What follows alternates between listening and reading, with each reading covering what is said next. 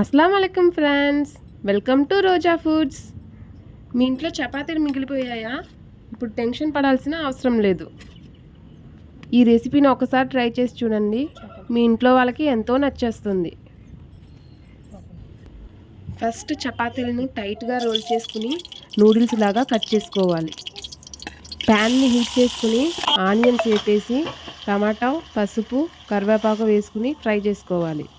Next దీంట్లో cabbage, capsicum, మన దగ్గర ఉన్న వెజిటేబుల్స్ వేసుకోవచ్చు. నేను వచ్చి స్వీట్ కార్న్ వేస్తున్నాను.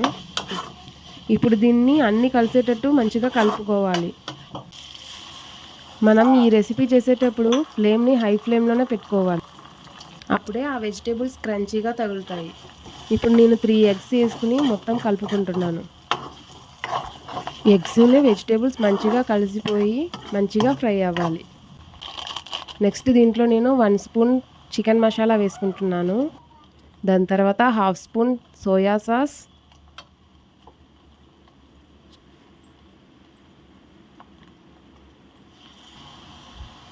ఒక స్పూను టమాటా కెచప్ కూడా వేసుకుంటున్నాను. ఇప్పుడు దీన్ని అన్నిటినీ మంచిగా మిక్స్ చేసుకోవాలి. ఇప్పుడు మిక్స్ చేసుకున్న దాంట్లో చపాతీలని వేసుకుని మెల్లగా ఫ్రై చేసుకోవాలి. ఇంకా దీంట్లో సాల్ట్, కారం వేసుకుని మిక్స్ చేసుకుని కొత్తిమీర వేసుకుని స్టవ్ ఆఫ్ చేసుకోవడమే.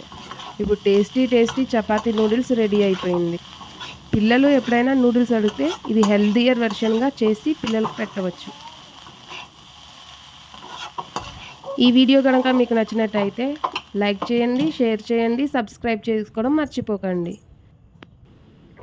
ఇంకో వీడియోలో కలుద్దాం. అప్పటిదాకా బాయ్ ఫ్రెండ్స్.